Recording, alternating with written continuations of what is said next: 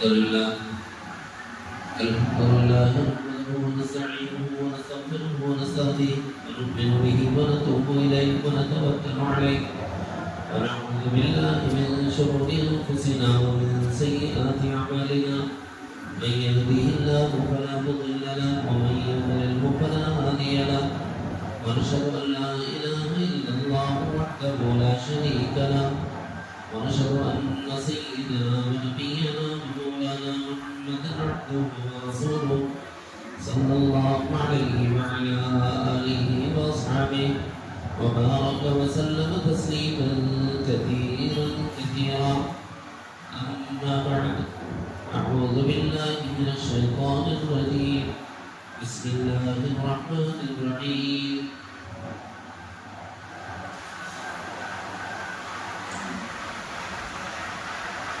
ولقد أرسلنا إلى أمم من قبلك فأخذناهم بالبأساء والضراء لعلهم يتضرعون فلولا إذ جاءهم بأسنا تضرعوا ولكن قست قلوبهم وزين لهم الشيطان ما كانوا يعملون فلما نسوا ما ذكروا به فتحنا عليهم أبواب كل شيء حتى إذا فرحوا بما أوتوا أخذناهم بغتة فإذا هم مبلسون فقطع دابر القوم الذين ظلموا والحمد لله رب العالمين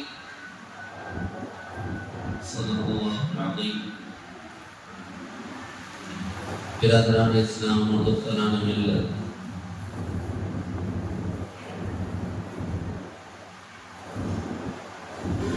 باب تصفیہ میں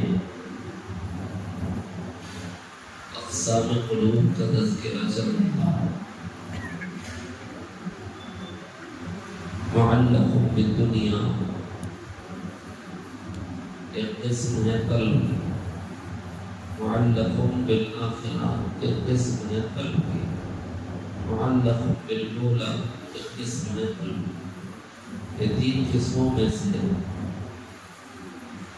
بری صفات جس قلب میں ہو اس کو نکالنا یہ تصفیہ قلب کہلاتا ہے، اور اچھی صفات اپنے قلوب میں بٹھانا یہ تحلیہ قلب کہلاتا ہے. یہ موضوع چل رہا ہے. اس باب میں بہت سے اقسام جو قرآن مقدس میں قلوب کی بیان میں ذکر کی گئی، ناپسندیدہ جو قلوب ہیں ان کا تذکرہ تفصیل سے سنایا جا رہا ہے تاکہ تصفیہ میں مدد ملے. یعنی دل کو کن معائب سے صاف ستھرا کرنا ہے، کن صفات رذیلہ سے پاک کرنا ہے. یہ دوسرے درجے کی تعلیم کہلاتی ہے. پہلے درجے میں تزکیہ کہلاتا ہے، دوسرے درجے میں تصفیہ کہلاتا ہے. گزشتہ مجلس میں ایک موضوع شروع کیا گیا تھا، قلب قاسم. آج کی مجلس سے مضمون کو جوڑنے کے لیے گزشتہ کے اشارات دیتا ہوں یاد رکھنے کے لیے. اللہ تعالیٰ جل شانہ نے انسانوں کے سینوں میں ایک دل رکھا. اس دل کو سب جانتے ہیں کہ یہ اچھا ہے تو پورا بدن اچھا ہے، اور یہ خراب ہو گیا تو پورا بدن خراب ہو جاتا ہے. جیسے جسم کا دل ہے ویسے ہی جسم انسانی میں روح ہے. روح کا بھی دل ہے، جسم کا جیسے دل ہے ویسے روح کا دل ہے. اس کو صوفیہ دل کا دل بولتے ہیں. جیسے یہ جسم اچھا ہے، یہ دل اچھا ہے تو جسم اچھا رہتا ہے، اور یہ جسم کا جو دل ہے وہ خراب ہو گیا تو پوری باڈی ناکارہ ہو جاتی ہے.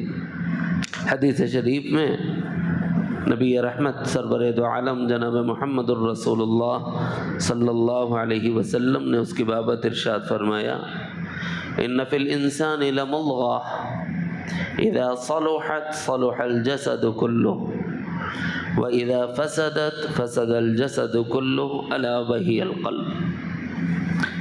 جان لو کہ جسد انسانی میں ایک لوتھڑا ہے، اگر وہ اچھا ہے تو سمجھو کہ پورا بدن اچھا ہے، اور اگر وہ بگڑ گیا تو سمجھ لو کہ پورا بدن بگڑ جاتا ہے۔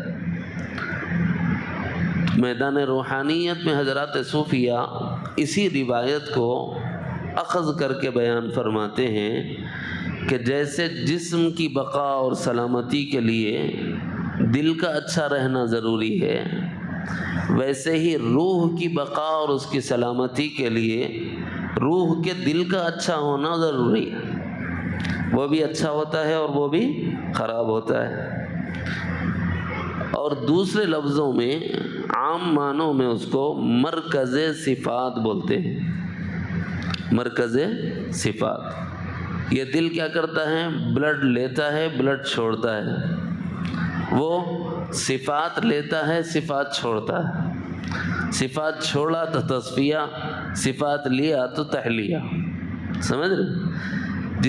اس کی پمپنگ سے بدن انسانی کو تقویت ملتی ہے، اور اس کی پمپنگ سے روح انسانی کو تقویت ملتی ہے۔ یہ بھی کام کرنا چھوڑے گا تو جسم لاغر بے جان ہو جائے گا، وہ کام کرنا چھوڑے گا تو روح بے جان ہو جائے گا، روحانیت بے جان ہو جائے گی۔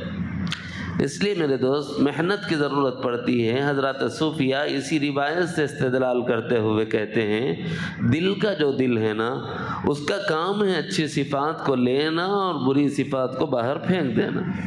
اگر یہ کام کرنے پر لگے گا تو ہماری روحانیت عرج کمال پر پہنچے گی۔ اب ان صفات میں سے کون سی صفات ہیں جس کو لینا ہے؟ اسی کو کہتے ہیں معلق بالآخرہ، قلوب کی جو صفات ہیں، معلق بالمولا، قلوب کی جو صفات ہیں وہ لینا ہے۔ معلق بالدنیا، جو قلوب ہیں ان کی جو صفات ہیں اس کو اپنے اندرون سے نکالنا ہے۔ یہ ہے خلاصہ۔ اب اس میں سے قساوت قلبی بری صفت ہے، ناپسندیدہ صفت ہے، اصالتاً پائی جاتی ہے یہود میں۔ گزشتہ مجلس کا یاد آ گیا؟ اصالتاً پائی جاتی ہے یہود میں، کیونکہ ان کی آنکھوں کے سامنے حق تعالی جل جلالہ عم نوالہ مردے میں جان ڈال رہے ہیں، ایک معجزے کے ذریعے سے قدرت کا ظہور ہو رہا ہے، پھر بھی حق کو قبول نہیں کر رہے ہیں۔ تو اس سے بڑی سخت دلی، اس سے زیادہ تنگ دلی اور کیا ہو سکتی؟ اسی طرح ایک پتھر پر کبھی ایسا نہیں ہوتا کہ میں اور آپ بنڈا ماریں، عصا ماریں، لکڑی ماریں اور پانی نکال دیں۔ معجزانہ شان کے ساتھ سیدنا موسیٰ علیہ السلام پوری قوم کے 12 نقیب منتخب کر رہے ہیں اور پتھر پر عصا مار رہے ہیں۔ فَضْرِبْ بِعَصَاكَ الْحَجَرَ فَانْفَجَرَتْ مِنْهُ 12 نقیبا۔ وہاں اللہ نے 12 چشمے جاری کیے، وہیں سے نقیبوں کا انتخاب کیا۔ فَانْفَجَرَتْ مِنْهُ 12 یہاں 12 چشمے جاری کرنے کا تذکرہ ہے، پھر ان پر نقیب کا متعین کرنا ذکر کیا دوسری جگہ سیاق و سباق میں۔ اس سے پتہ یہ چلا کہ یہ معجزانہ شان قدرت الہی کا ظہور ہے، اور قدرت الہی کے ظہور کے باوجود حق کے قبول کرنے میں رکاوٹ، حق نہیں قبول کر رہے۔ تو اس سے بڑی سخت دلی کیا ہے؟ اس سے بڑی تنگ دلی اور کیا ہے؟ آنکھوں کو دیکھ کے بھی نہیں مان رہا جی، بولے تو اس سے بڑا جاہل کون ہے بھائی؟ بول پوچھتے نہیں پوچھتے؟ اصل یہ صفت کس کی تھی؟ یہود کی۔ وہاں میں نے سوال گزشتہ مجلس میں اٹھایا تھا، جب یہ صفت یہود کی ہے تو مسلمانوں کی مجالس میں اس کا تذکرہ کیوں؟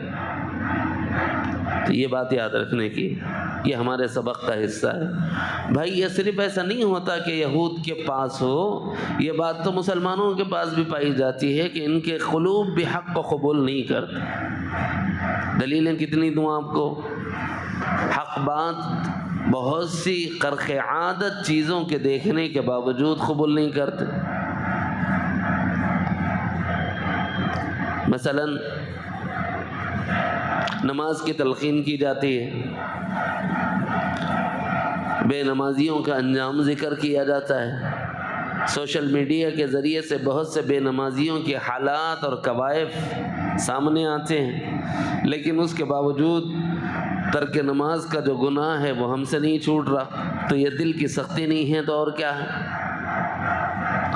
عذاب قبر برحق ہے، بہت سی شکلیں رونما ہوئی، اور جو لوگ ایمان والی حالت میں دنیا سے گزرتے ہیں ان لوگوں کو اللہ تعالیٰ ان کے بدن کو محفوظ رکھتا ہے۔ ایسے بہت سے جنازے ہم نے دیکھے ہیں، سوشل میڈیا کا دور ہے، جنازوں کی تصویریں تک شیئر کی گئیں اور پتہ چلا کہ صاحب بعض وہ ہیں جو عشق و محبت سے آراستہ رہے، سید دو عالم جناب محمد الرسول اللہ صلی اللہ علیہ وسلم کی اور عشق الہی میں اپنی زندگی کو انہوں نے گزاری، اس کے نتیجے میں اللہ نے ان کے اجسام کو ان کے قبور میں محفوظ رکھا، لیکن اس کے باوجود مرنا ہے مجھے یہ سوچ کر عبرت لینے کو اور اپنی زندگی میں تغیر اور تبدیلی لانے کو امت مسلمہ کا ایک بڑا طبقہ واٹس ایپ پر شیئر بھی کرے گا، فارورڈ بھی کرے گا، دوسروں کو بھیجے گا بھی، او زبردست مسلمان صاحب کی جنازے کو دیکھے، قبرستان میں سے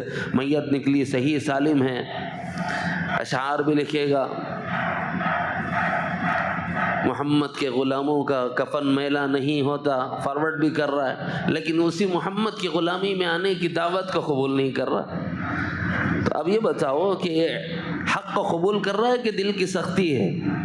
یہ دل کی سختی ہے نا، کہ عبرت نہیں لے رہا، نصیحت حاصل نہیں کر رہا۔ تو ایسے قلوب امت مسلمہ میں بھی پائے جاتے ہیں، مگر اس کو یہودی نہیں کہیں گے۔ کیوں؟ فتویٰ ظاہر پہ لگتا ہے کہ زبان سے اس نے کلمے کا اقرار کیا ہے، اس بنیاد پر اس کو مسلمان شمار کیا جائے گا، البتہ صفت کے اعتبار سے یہود کی صفت اس کے اندرون میں، وہ قلب کی سختی اس کے اندرون میں ہے کہ حق بات کو قبول نہیں کر رہا ہے۔ اب اس کو توبہ کا راستہ بتایا جائے گا، میرے بھائی یہ اچھی صفت نہیں ہے، اس سے نکل جاؤ۔ اس کا سیمپل کیا ہے، اس کی علامت، اس کی نشانی کیا ہے، میرا دل ویسا ہے یا نہیں ہے، اس کا جائزہ لینے کا طریقہ کیا ہے۔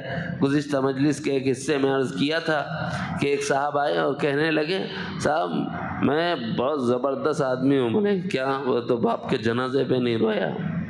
بھائی یہ دل کی سختی کی علامت ہے کہ دل کی نرمی کی علامت ہے؟ دل کی سختی کی علامت ہے، سیدھا جواب ہے نا۔ جب ہمارا دیکھو کبھی ایسا ہوتا ہے کہ رونے کی ضرورت ہوتی ہے، گڑ گڑانے کی ضرورت ہوتی ہے، تو نرم دل ہوتا ہے تو آنکھیں اشکبار ہو ہی جاتی، لیکن آنکھیں اشکبار نہیں ہو رہی ہیں۔ کب؟ بالخصوص اس وقت میں جب دعا کے لیے ہاتھ اٹھا رہا، پھر بھی آنکھیں اشکبار نہیں، تو دل سخت ہو گیا نہیں ہو گیا؟ سمجھ میں آ رہا ہے کہ نہیں آ رہا؟ کتنی محنت کی ضرورت ہے۔ یہ جو ضربے لگاتے ہیں نا صوفیہ کے پاس، اسی سختی کو ختم کرنے کے لیے بھئی اپنے دل پر ضرب لگاؤ، دل پر ضرب لگاؤ۔ کیا ضرورت ہے اس کی؟ یہ مجاہدہ ہے ایک قسم کا کہ دل میں جو زنگ لگ گیا ہے، دل میں جو سختی آ گئی ہے، اس سختی کو دور کرنے کے لیے، اس زنگ کو دور کرنے کے لیے یہ ضربے ہیں، ایسے ہی جیسے جب کسی لوہے پر زنگ لگ جاتا ہے تو اس کو آنکھ کی بھٹی میں ڈالا جاتا ہے اور باہر نکال کر اس پر لوہے کی ضربیں لگائی جاتی ہیں۔ جب ضربیں لگتی ہیں تو زنگ چھٹ جاتا ہے۔ تو یہ علاج ہے صوفیہ نے دیا۔ تو ہمارے دل کی سختی کو دور کرنے کا طریقہ قلب پر ذکر جہری کی ضرب کا لگنا ہے۔ غیر مسلم کے لیے دوسرا طریقہ ہے، یہود کے لیے دوسرا طریقہ ہے، ہمارے لیے دوسرا طریقہ ہے۔ اگر یہ اصالتاً یہ صفت یہود کی ہے، ان کو اس پہ سے نکلنا ہے تو ایک ہی کام کرنا ہے کہ جنازوں کو کثرت سے دیکھتے رہو، اس سے موت کا یقین آئے گا۔ موت کا یقین آئے گا تو کبھی نہ کبھی حق کو قبول کرنے کی صلاحیت پیدا ہوگی، یا کبھی نہ کبھی حق کو قبول کرنے کا داعیہ اس کے اندرون میں پیدا ہو جائے گا۔ اور ایمان والے کے لیے کیا ہے؟ ایمان والا تو جنازوں میں شریک ہوتا ہے ہی، لیکن اس کے باوجود دل میں ابھی نرمی نہیں آئی اور ابھی سختی پائی جاتی ہے، خساوت قلبی اس کے اندرون میں ہے۔ تو ایسی صورت میں ایمان والے کو صوفیہ جو طریقہ دیتے ہیں وہ ذکر جہری کا ہے، ذکر جہری مع الضرب کہتے ہیں۔ اب اس میں تدبیر کے درجے میں شیخ بتائے گا کہ ہمارے دل کو نرم کرنے کے لیے کتنی ضربیں لگانی. میں بتایا تو آپ لوگ ہنسیں گے. 1 ضربی ہے، 2 ضربی ہے، 6 ضربی ہے، 4 ضربی ہے، 5 ضربی ہے، 6 ضربی ہے، 7 ضربی ہے. یہ ذکر کی ضربیں ہیں جو لگتی ہیں. اپن کرے کب تو بھی بہت پیچھے بھائی، ابھی تو پہلا دوسرا چیپٹر چل رہا ہے، بہت دور جانا ہے، میدان سامنے ہے. بتانا ہمارا کام. ارے بھائی ہمارا کام ہے، باقی اپنانا نہیں اپنانا. جس کا دل نرم ہوگا وہ حق کو قبول کر لے گا. اب اگر دل میں سختی ہو تو حق کو قبول نہیں کرے گا. بہت دل سخت ہو گئے، اتنے سخت ہو گئے ہیں کہ اللہ کی عظمتوں کا استحضار نہیں رہا. گناہ ہو جائے تو آنکھیں اشک بار نہیں ہوتی. اللہ ناراض ہو جائے گا اس بات کا ڈر تو نکل ہی گیا ہے قلوب انسانی سے. اب اس کو دل کی سختی نہیں کہو گے ایمان والے کے دل کی تو پھر اور کیا کہو گے؟ کبھی ایسا ہوا؟ ذرا سوچو. ہم سے گناہ ہوا، ہم انسان ہیں، کوئی فرشتے نہیں ہیں. ہم نبی معصوم عن الخطا نہیں ہیں، ہم بشر ہیں، غلطی ہوتی ہے ہم سے. کبھی ایک بار یاد کرو ایسا ہوا کہ ہم سے گناہ ہوا ہو اور گناہ کے معن بعد اللہ کا ڈر دل میں آیا ہو اور آنکھیں اشکبار ہوئی. ایک بار بتاؤ. نہیں ہوتا. وجہ اگر ہوتا ہے دل نرم ہے، نہیں ہوتا ہے دل سخت ہے. میں علامتیں بتا رہا ہوں، نشانیاں بتا رہا ہوں. اگر اللہ کے ڈر سے آنکھیں اشک بار ہوں، کیوں؟ پتھروں میں بعض پتھر وہ ہیں جو خشیت الہی سے لرزہ بر اندام ہو جاتے ہیں، خشیت الہی سے ریزہ ریزہ ہو جاتے ہیں. خود گزشتہ جو آیت سنایا تھا اس کا ایک حصہ ہے وَإِنَّ مِنَ الْحِجَارَةِ لَمَا يَتَفَجَّرُ مِنْهُ الْأَنْهَارُ وَإِنَّ مِنْهَا لَمَا يَشَّقَّقُ فَيَخْرُجُ مِنْهُ الْمَاءُ وَإِنَّ مِنْهَا لَمَا يَهْبِطُ مِنْ خَشْيَةِ اللَّهِ. بعض پتھر وہ ہیں جو خشیت الہی کی وجہ سے ریزہ ریزہ ہو جاتے ہیں. ثبوت کوہ طور. جب حضرت موسیٰ علیہ السلام اس پر گئے، اللہ تعالیٰ نے اپنی تجلی ڈالی تو عظمت الہی کی وجہ سے، تجلی الہی کی عظمت کی وجہ سے کوہ طور کیا ہو گیا؟ فَجَعَلَهُ دَكَّا فَقَرَّ مُوسَى صَعِقًا. عظمت کا استحضار ہو تو پتھر بھی نرم ہو جاتا ہے، بلکہ پگھل جاتا ہے، ریزہ ریزہ ہو جاتا ہے. اور اللہ کی عظمت کا یہ ایک حصہ آئے گا، قلب وجل میں آئے گا. ابھی نہیں سنا رہا ہوں، وہ ایک الگ قسم ہے، وہ پسندیدہ قلوب کی صفت ہے. اب یہاں صرف یہ بولنا چاہ رہا ہوں کہ اگر دل میں نرمی نہیں ہے تو رونا نہیں آتا ہے. دل کی سختی کی علامت ہے یہ. اگر علامت پوچھ رہے ہو تو صاف دیکھ لو کہ گناہ ہوا، گناہ کے بعد رونا آیا تو دل نرم ہے. گناہ کے بعد اللہ کا ڈر نہیں آیا اور رویا نہیں تو دل سخت ہے. اللہ کا حکم پورا کرنا تھا، پورا کرنا چھوڑ دیا، پھر اللہ کی حیبت پیدا نہیں ہوئی، دل سخت ہو گیا. اگر حیبت الہی پیدا ہوئی دل نرم ہے. اور اگر کسی جنازے کو دیکھتا ہے آنکھیں اشک بار ہیں، کسی کو غم زدہ دیکھتا ہے آنکھیں اشک بار ہیں، دل نرم ہے. لیکن کسی جنازے کو دیکھا اور آنکھیں اشک بار نہ ہوں تو دل سخت ہے. ثبوت جنازوں میں جاؤ معلوم ہو جاتا ہے. کتنے جنازے ہم نے دیکھے ہیں. ہم جنازوں میں جاتے ہیں لیکن اسی جنازے میں اس کا قریب ترین رشتہ دار جو ہوتا ہے، مجھے معاف کریں یہ سخت جملہ ہے لیکن ایک تلخ حقیقت اور سچائی ہے، کڑوی سچائی. جنازے میں بیٹا باپ کے جنازے میں شریک ہے، چچا اور تایا اور ماموں جیسے اقرب ترین رشتہ دار، وہ اس جنازے میں تسبیح کے بجائے، اس جنازے کے لیے دعائیں مغفرت کے بجائے، استغفار کے بجائے بچے سے پوچھتے ہیں کیا چھوڑا رہے تیرے بابا تیرے واسطے، کیا کر رہا آج کل تو؟ یہ جنازے میں شریک ہو یا کوئی پارٹی میٹنگ میں آئے ہوئے ہو کہ کیا کر رہا ہے کیا نہیں کر رہا ہے، آپ پورا اس کی زندگی کا وہاں پر انٹرویو لے رہے ہیں. یہاں تو ہمیں کرنا کیا چاہیے تھا؟ یہاں تو اس سے عبرت لینا تھا. اگلا گرا پچھلا ہوشیار. بھائی اللہ نے اسے اپنے پاس پہلے بلا لیا، آگے میری باری ہے. اے اللہ میں جب آپ کے پاس اس حالت میں پہنچوں تو میرے گناہوں کو مجھ سے دور کر کے مجھے پاک فرما دیجیے. کیا جنازے کو دیکھ کر اپنی زندگی کا احساس نہیں ہوا کہ میری زندگی بھی ختم ہونے والی ہے اور مجھے رونا آتا اور میں گڑ گڑاتا اور اپنی زندگی میں ہونے والی اللہ کی نافرمانیوں سے توبہ کرتا؟ نہیں ہوا. اب آپ فیصلہ کریں یہ دل سخت ہے کہ نرم؟ درمیان جنازہ بات کر رہا ہے اور دنیا کی بات کر رہا ہے، تو مجھے بتاؤ یہ دل سخت ہونے کی دلیل ہے کہ دل کے نرم ہونے کی دلیل ہے؟ فیصلہ آپ خود کریں نا. میں عام طور پر عوام کے ہاتھ میں ترازو رکھ دیتا ہوں، فیصلہ آپ کر لینا. دونوں چیزیں آپ کے سامنے ہیں، فیصلہ آپ خود کریں. اگر جنازے میں گیا ہے، اس کو دیکھ کر عبرت لی ہے اور آنکھیں اشک بار ہیں، دل ابھی نرم ہے، موقع ہے، ہدایت مل سکتی، ابھی قلب یہود کی طرح قساوت قلبی پیدا نہیں ہوئی، بجائے اس کے دنیا کی باتیں کر رہا ہے، ذکر کے بجائے دنیا کی بات کر رہا ہے، استغفار کے بجائے دنیا کی بات کر رہا ہے، جنازے کی دعائیں مغفرت کے بجائے دنیا کی بات کر رہا ہے. اور اس میں بھی بہت سے احمقوں کو دیکھا ہے جنازوں میں ہنستے ہیں، کھلکھلاتے ہو، جنازے کے پیچھے بھی جا رہے ہیں ہنس رہے ہوئے. اس کا مطلب کیا ہے؟ سامنے عبرت کا نشان موجود ہے مگر اس سے بھی سبق نہیں لے رہا. اب مجھے بتاؤ اس سے بڑا سخت دل کوئی ہوگا؟ کیا یہ مسلمانوں میں نہیں ہو رہا؟ میں نے کہا تھا نا کہ یہ صفت صرف یہود کی نہیں ہے، مسلمانوں میں بھی پائی جاتی. مسلمانوں میں علامتیں کیا ہیں؟ نافرمانی ہو پھر رونا نہ آئے، خشیت الہی کی وجہ سے رونا نہ آئے، جنازوں میں شریک ہوں پھر رونا نہ آئے، جنازوں میں شریک ہوں دعائے مغفرت، ایصال ثواب اور تسبیح کے بجائے دنیاوی بات میں مشغول ہیں، تو یہ قساوت قلبی ہے، دل کی سختی ہے.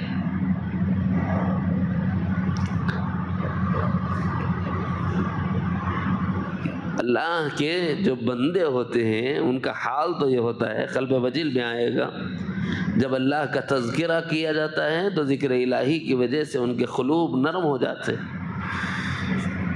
ان کے قلوب وجلت قلوبہم، اسی لیے اس کا نام صوفیہ نے قلب وجل رکھا. آگے سناؤں گا کبھی جب اس موضوع پر بات ہوگی، ورنہ پھر میرا اصل موضوع چھوٹ جائے گا.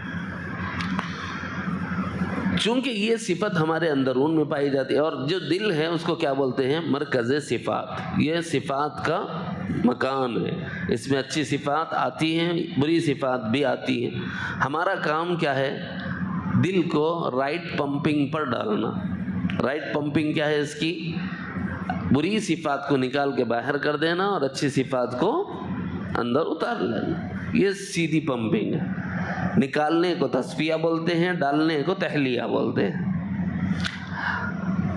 اب یہ صفت اپنے اندرون سے نکالی جائے کہ قساوت قلبی نہ ہو، سختی نہ ہو. کیسے نکالیں؟ تو صوفیہ نے ایمان والوں کو طریقہ دیا ہے، ذکر جہری مع الضرب، ضرب کے ساتھ جب دل پر ذکر کی ضربیں لگائی جاتی ہیں جہر کے ساتھ، بلند آواز کے ساتھ، تو دل کی وہ سختی ٹوٹتی ہے، دل کی وہ سختی ٹوٹتی ہے. اس میں دو باتیں میں نے ضمناً عرض کر دی. ایک جواب تو یہ دیا کہ ذکر جہری کیوں؟ ایک صاحب بولے گئے تھے ارے تم لوگ اتنی زور زور سے ذکر کرتے جائے تو حیبت ہوتی، بولے گئے تھے. اور وہ چاہ رہے نا بھائی حیبت الہی پیدا ہو، خشیت الہی پیدا ہو، جب رب کا نام لیا جائے تو دل لرزبر اندام ہو. یہی تو مطلوب و مقصود ہے. اور آپ مقصود مل رہا تو نہیں آ رہے تو آپ کی مرضی ہے، ہم کیا کریں.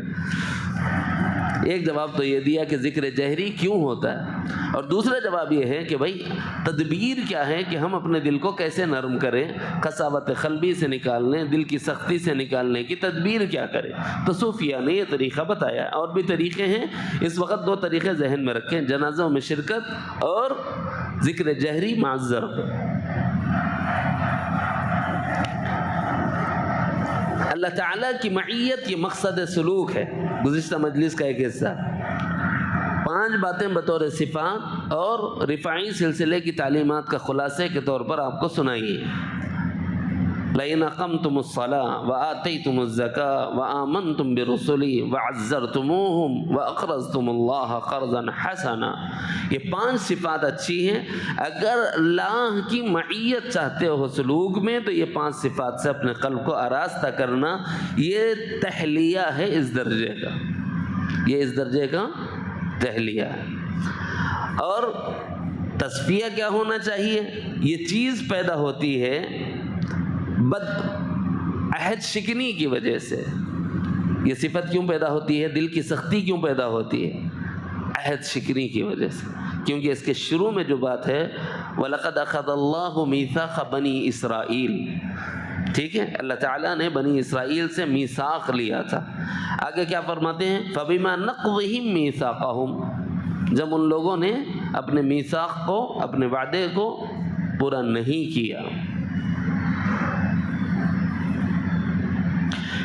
ایک بات میثاق کو پورا نہ کرنا یہ دل کو سخت کرتا ہے، وعدے کو پورا نہ کرنا، عہد کو پورا نہ کرنا یہ دل کو سخت کرتا ہے۔ دوسری بات یحرفون الکلم عن مواضعہ، حق بات کو اس کی جگہ سے پھیر دینا یہ دل کو سخت کرتا ہے۔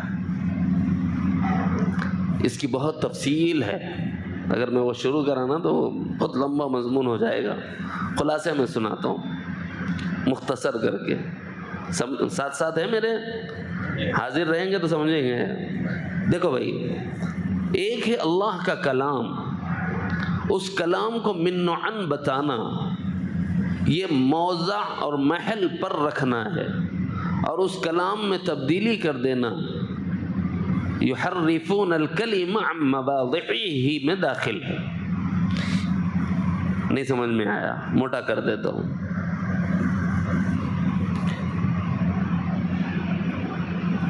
مالک یوم الدین ایاک نعبد و ایاک نستعین، یہ چھے نا، ایاک نعبد و ایاک نستعین مالک یوم الدین، بدل گیا نہیں بدل گیا؟ ایک ہے کلام کو اس کے محل سے ہٹا کر دوسری جگہ لگا دینا، تقدیم تاخیر کر دینا، آگے پیچھے کر دینا، ایک معنی۔ اس کا طریقہ یہ ہے کہ پیچھے کوئی آدمی درست کر دے، حافظ قرآن، اگر وہ لقمہ دے گا تو آدمی پھر اس کو درست کر لے سکتا ہے، اس پر گناہ نہیں ہے، یہ بھول سے ہوتا ہے۔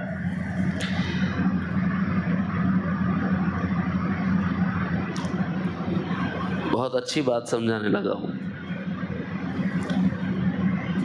اللہ نے قرآن مجید میں فرمایا ہے، بڑی عجیب بات یاد آئی، استعینوا بالصبر والصلاۃ۔ اللہ کیا فرماتے ہیں؟ استعینوا بالصبر والصلاۃ۔ پہلے فرمایا ایاک نعبد و ایاک نستعین، اسی آیت کا نستعین کا جو جملہ ہے نا یہاں پر آ رہا ہے۔ ایاک نعبد و ایاک نستعین میں بندہ یہ عہد کرتا ہے، یہ دعویٰ کرتا ہے کہ مولا تیرے سوا کوئی لائق عبادت نہیں، میں تیری ہی عبادت کرتا ہوں، یعنی تیرے غیر کی عبادت نہیں کرتا، تجھ ہی سے مدد مانگتا ہوں، تیرے غیر سے مدد نہیں مانگتا۔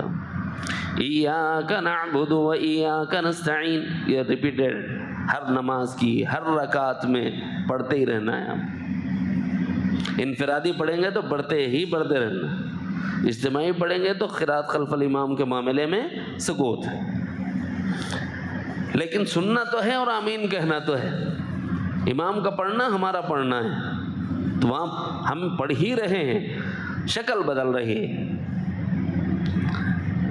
اب جب یہ آیت آئی استعینوا بالصبر والصلاۃ، تو اس کا ایک موٹا معنی جو ہم نے اپنے اکابرین سے سنا، اپنے اساتذہ سے سنا اور سمجھا، وہ یہ ہے کہ اللہ رب العزت یہ ارشاد فرماتے ہیں، اللہ کے بندو مدد مانگو اللہ سے، استعینوا مدد مانگو تم،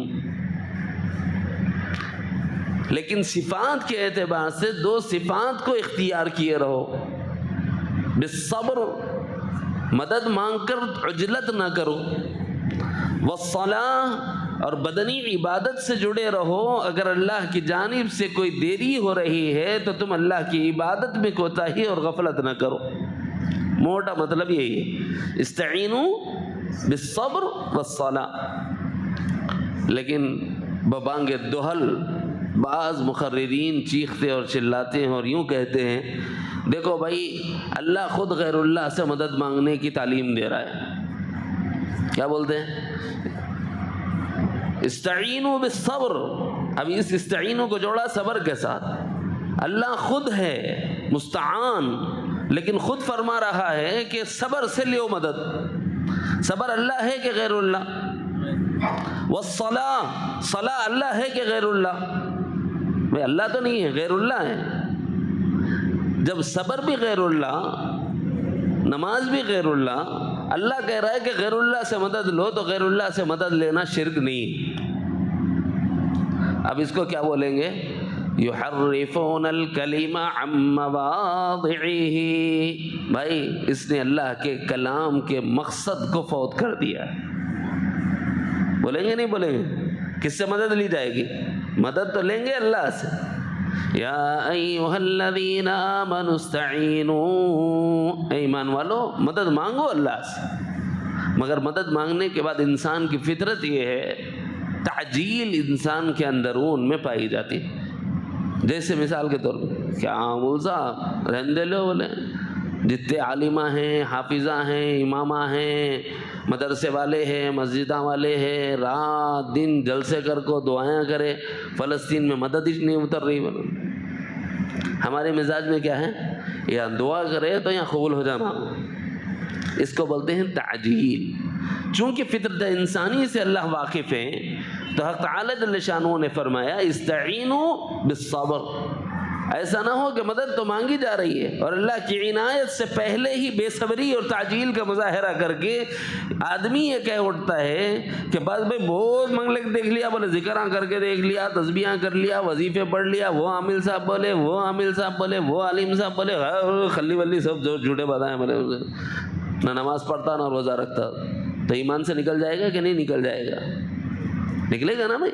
اس لیے اللہ فرما رہا ہے استعینوا، مدد تو مانگو مگر مانگنے کے بعد تعجیل نہ کرو. اللہ جانتا ہے کہ تمہارے لیے کون سی چیز کب دینا زیادہ مفید ہے. مطلب ہے مثلا آج کے زمانے میں ہمارے پٹے 8 سال 9 سال کے ہوتے ہی، اب ہمارا تو اتنے میں چونے جو ہے نا کار لے کے نکل جاتا ہوں. بچے بھائی اب کیا بول رہے ہو؟ تو گاڑی دلاؤ. ارے بابا تم 18 کے نہیں ہوئے. نہیں ہوا تو نہیں ہوا، چلانے تو آتا نا. دلاؤ. کیا بولتے؟ بابا ابھی وقت نہیں ہوا. میرے کو معلوم تیرے کو آتا، میں سکھایا. میرے کو معلوم تو گڑبڑ نہیں کرتا، سیکھ لیا. لیکن اگر تو باہر نکلا دوسرا لا کے ٹکر دیا تو میری جان تیرے کو نقصان جو ہوگا وہ میرے دل کو پھاڑ دے. بولتے کہ نہیں بولتے؟ وقت چاہیے اس کے. اللہ علام الغیوب ہے. کیا وہ نہیں جانے گا جو انسانوں کا پیدا کرنے والا ہے؟ الا یعلم من خلق وهو اللطیف الخبیر. کیا وہ نہیں جانے گا جو اس کے مخلوق کا پیدا کرنے والا ہے؟ وہ تو لطیف ہے، باریک بین اور باخبر ہے. ہمارے لیے کون سی چیز کب مفید ہے اس کا انتظار کرو، تعجیل نہ کرو. استعینوا، مانگو مدد اللہ سے لیکن تعجیل نہ کرو. بالصبر، اب صبر سے جمے رہو. سب سے پہلی چیز تعجیل کے نتیجے میں جو پیدا ہوتی ہے وہ عبادت سے غفلت ہے. اس لیے اللہ نے اس طرف توجہ دلائی والصلاۃ، اور نہ نماز چھوڑ بیٹھنا. نکات سمجھ آ رہے ہیں؟ تو یہ اب جو بندے نے یہ گڑبڑ کی نا، جس نے یہ ترجمہ کیا یا ایھا الذین آمنوا استعینوا بالصبر والصلاۃ، اللہ خود مستعان ہے لیکن ایمان والوں سے کہہ رہا ہے کہ مدد مانگو تم صبر کے ذریعے سے اور نماز کے ذریعے سے. مدد مانگو تم نماز سے اور صبر سے، جبکہ نماز بھی غیر اللہ اور صبر بھی غیر اللہ، لہٰذا غیر اللہ سے مدد مانگنا شرک نہیں. تو اب اس کو کیا بولیں گے؟ یحرفون الکلم عن مواضعہ، بات کو اس کی جگہ سے ہٹا کر دوسری جگہ لگانا، مفہوم کو بدل دینا، مراد کو پھیر دینا. ایسا گناہ ہے کہ سیدھے دائرے اسلام سے نکل جاتا ہے، سیدھے دائرے اسلام سے نکل جاتا ہے. ایک دوسری مثال دیتا ہوں قرآن سے ہی. اپنے پاس اکثر مثالیں ایسی ہی ہوتی ہیں. دیکھو بھائی، پیارے آقا مدنی کریم صلی اللہ علیہ وسلم اتنے محبوب، اتنے پسندیدہ، ان کی عبادت کتنی عبادت کی ہوگی. تب اللہ نے فرمایا طٰہَ مَا أَنزَلْنَا عَلَيْكَ الْقُرْآنَ لِتَشْقَىٰ إِلَّا تَذْكِرَةً لِمَن يَخْشَىٰ. میرے محبوب یہ قرآن میں نے اس لیے نہیں اتارا کہ آپ رات رات بھر مصلی پہ ٹھہر جاؤ. ما انزلنا علیک القرآن، آپ پر نہیں اتارا میں نے اس قرآن کو لتشقا، کہ آپ اپنے اوپر بوجھ اٹھا لیں. اتنی عبادت کر رہے ہیں کہ خود اللہ کہہ رہا ہے کہ آپ اپنے اوپر بوجھ لے رہے ہیں. کیا کروں اللہ؟ قم اللیل الا قلیلا نصفہ او انقص منہ قلیلا. آدھی رات اس سے کچھ کم کچھ زیادہ، ٹھیک ہے. یہ کیا ہے کہ پوری کی پوری رات کھڑے ہو. ما انزلنا علیک القرآن لتشقا، اس لیے تو نہیں اتارا کہ آپ پوری رات اپنی جان پر بوجھ ڈالے رہے ہیں. یہ قرآن ہے، جا کر پڑھ لے، کسی مفسر کو پڑھ لے، سب نے یہی ترجمانی کی. ما انزلنا علیک القرآن لتشقا، آپ اپنی جان پر اتنا بوجھ لے لیتے تھے کہ اللہ نے فرمایا کہ اتنا نہ کرو، تھوڑا کر دو. ہم جانتے ہیں آپ دن میں دعوت کی محنت پر ہوتے ہو، شام میں آپ جب ہمارے پاس آؤ تو تھوڑا ٹھہر جاؤ، یہ کافی. غفلت نہ ہو، مگر چھوٹے نہیں. مگر دوسروں کے لیے تو فرض نہیں رکھی، لیکن حضور کے لیے فرض رکھی تھی. فتہجد بہ نافلۃ لک، اس کے دو معنی ہیں، ایک نبی کے لیے، ایک امتی کے لیے. امتی کے لیے، تمہارے لیے نفل ہے، نافلہ. نبی کے لیے، آپ کے لیے ایک زائد چیز فرض کی ہے. ایک ہی لفظ ہے، معنی الگ الگ. نبی کے لیے اور مراد ہے، امتی کے لیے اور مراد ہے. ایسے نبی جو اتنا ٹھہرتے ہیں کہ خود ان کے بارے میں اللہ یہ فرما رہا ہے کہ آپ اپنی جان پر بوجھ نہ لیں. وہ کب تک نماز پڑھ رہے ہیں؟ کب تک؟ سیرت نگاروں نے لکھا ہے، سید دو عالم جناب محمد الرسول اللہ صلی اللہ علیہ وسلم کا پردہ فرمانے کا وقت قریب ہوا اس دنیا سے، تو آقا دو عالم جناب محمد الرسول اللہ صلی اللہ علیہ وسلم کو جب خبر ہوتی کہ نماز کا وقت ہو گیا تو بے قرار ہو کے باہر نکلنے کی کوشش کرتے تھے، جبکہ جسم حرارت کی وجہ سے بخار کی تپ رہا ہوتا تھا، اور کمزوری اور نقاہت کا حال یہ تھا کہ ٹھہرا نہیں جا رہا تھا.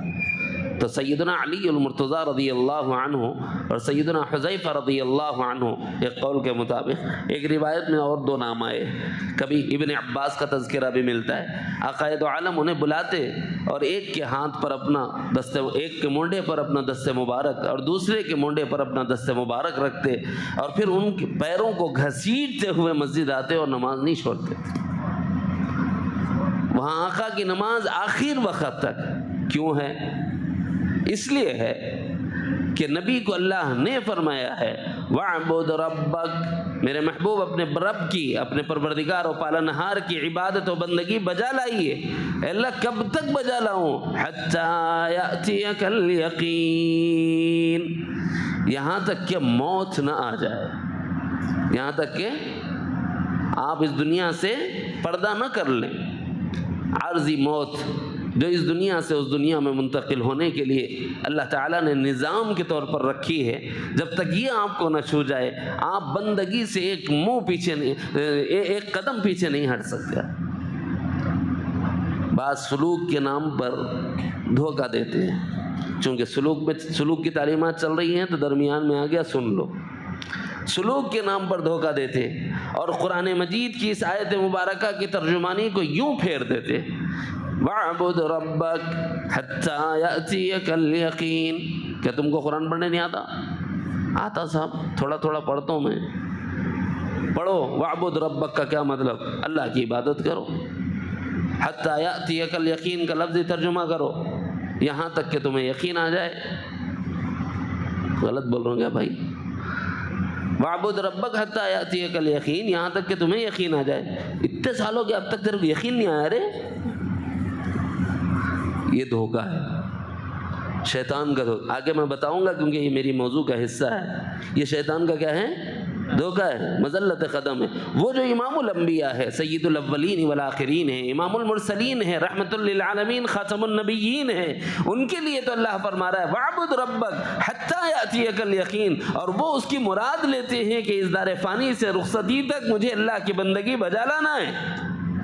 تمام صحابہ یہی مراد بیان کرتے ہیں۔ آج کل کے چند پدو لوگ کھڑے ہو جائیں اور وہ یہ ترجمہ کریں کہ یقین آ گیا تو عبادت معاف ہو جاتی ہے، تو اس کا کیا مطلب ہوا؟ جتنے لوگ عبادت کر رہے تھے پورے جاہل ہیں۔ خود سرکار دو عالم صلی اللہ علیہ وسلم پر یہ آدمی اعتراض کر بیٹھا، کیا بول رہا؟ حضور تو آخر وقت تک عبادت کرے، مطلب حضور کو آخر تک یقین نہیں آیا تھا، نعوذ باللہ۔ مراد وہی ہوئی نا بھائی؟ تو اب اس کا ترجمہ صحیح ہوگا کہ وہ ترجمہ صحیح ہے جو نبی رحمت صلی اللہ علیہ وسلم نے اپنے صحابہ کے ذریعے سے امت کو دیا ہے۔ تو اب یہ جو بندے یہ معنی لے رہے ہیں یقین آنے کے بعد عبادت معاف ہے، تو یہ صحیح معنی ہے کہ غلط معنی ہے؟ یہ کب آتا ہے؟ یحرفون الکلم عن مواضعہ، یہ وہ گناہ ہے کہ اگر تم ایسا کام کرو کہ منشأ ربانی کو پھیر دو، مراد مصطفیٰ کو بدل دو، تو پھر تمہارے قلوب میں ایسی سختی آ جائے گی کہ پھر تمہارے دل میں حق داخل نہیں ہوگا۔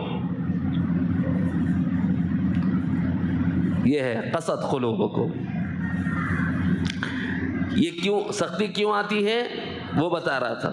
پہلی چیز میں نے بتائی کہ میثاق کو پورا نہ کرنا، وعدہ پورا نہ کرنا۔ دوسری چیز میں نے بتائی یحرفون الکلم عن مواضعہ، بات کو پھیر دینا اور پلٹ دینا اور مراد مصطفیٰ سے بدل دینا۔ جب یہ کرو گے تو پھر دلوں میں کیا ہوتا ہے؟ سختی آتی ہے۔ تیسری چیز وَنَسُوا حَظًّا مِّمَّا ذُكِّرُوا بِهِ، جو کام اللہ نے ہمیں نصیحت کیے ہیں کہ کرو، ان کاموں کو جب ہم بلا دیتے ہیں تو دھیرے دھیرے دل سخت ہونا شروع ہو جاتا ہے۔ دل سخت کیسا ہوتا صاحب؟ سمپل دیتا ہوں سمجھانے کے لیے، مثال لے لو۔ دیکھو بھائی، پیچھے بوڑھی تھی، ہمارا لنگوٹ یہیں چترا سو ہے صاحب، بچپن سے لے کے اس عمر تک ہم یہیں رہے سو ہیں، ہم کو یہاں کا پورا وہ معلوم ہے۔ یہ بھی بوڑھی تھی، پیچھے بھی بوڑھی تھی نا بھائی؟ جتنے پرانے ہیں سب کو یاد آ گیا نہیں آیا؟ یہ جو بوڑھی ہے، اب یہاں پر ہم لوگ پلر ڈالے تو کھودے تو تھوڑی دیر 6 فٹ 7 فٹ کے بعد ہم کو سختی مل گئی زمین کی۔ بوڑھی تھی تو جگہ سختی زمین میں جلدی کیسا ملتی صاحب؟ ارے صاحب 1980 کا قصہ ہے، وہاں بوڑھی تھی، اس کے بعد میں اس کو بھرت کرائے 3 4 سال 5 سال 8 سال تک کرائے، کرینا رکھ دیے تھے، بھرتے گئے، وہ ہلو سخت ہوتے اوپر آتے گئی۔ اب اتنی سخت ہو گئی کہ یہ باڈی بھی نہیں معلوم ہوتی، وہ پیچھے کی باڈی بھی نہیں معلوم ہوتی۔ سختی آئی نہیں آئی؟ جب بار بار ایک چیز کی جاتی ہے، اس کے بعد میں اس پر تھوڑا سا پانی پڑ جاتا ہے تو ایک سختی اس کے اندرون میں پیدا ہو جاتی ہے۔ آپ بھرت کرائے سو اوپر کا جو رہتا وہ آسانی سے نکل جاتا، لیکن جب وہ اس کو جماؤ پیدا ہو گیا تو سختی آ جاتی نہیں آ جاتی؟ ایسے ہی رہتا۔ ایمان والے کا دل تو اللہ نرم رکھے، لیکن جب اللہ نے کہا ہے کہ نماز پڑھ، ایک نماز چھوڑا دل میں سختی شروع، دوسری نماز چھوڑا دل میں سختی شروع۔ نہیں سمجھ میں آ رہا مول صاحب؟ No problem. بقرعید میں کتنے قربانیاں کرے؟ قربانیاں کریں نا بھائی۔ جب جانور ذبح کرتے ہو تو ذبح کرنے کے بعد میں تھوڑی دیر تک خون میں کیا رہتی ہے؟ نرمی اور سیلان رہتا ہے، بہاؤ رہتا ہے۔ لیکن اگر تھوڑی دیر کر دیے تو پریشر سے پانی مارے بغیر نکلتا، سختی آ جاتی نہیں آ جاتی؟ کیوں آ گئی؟ کیونکہ آپ نے اس کو اسی حال میں ہوا کھانے دیا، چھوڑ دیا، بے اعتبار نتیجہ سیلان میں انجماد آ گیا، پھیلنے والی چیز میں، بہنے والی چیز میں ٹھہراؤ آ گیا، آیا کہ نہیں آیا؟ اور پھر وہ اتنا سخت ہو جاتا ہے کہ اپنا نشان لگا دیتا ہے، وہ نشان تو جاتا ہی نہیں۔ ہم لوگ چمڑے وصول کرے تھے، اب تک ہے دبے، جگ دیکھ لو۔ یہ کیوں ہے؟ جب اس کو بر وقت نہیں دھویا گیا، صاف نہیں کیا گیا تو وہ چیز اپنی جگہ مضبوط ہو جاتی ہے، پائیدار ہو جاتی ہے۔ یہی معاملہ ہے روحانیت میں کہ جب اللہ نے فرائض کا حکم دیا، نماز پڑھو، بندہ نہیں پڑھتا، سختی آ جاتی ہے، روزہ رکھو، بندہ نہیں رکھتا، سختی آ جاتی ہے، زکوٰۃ نکالو، بندہ زکوٰۃ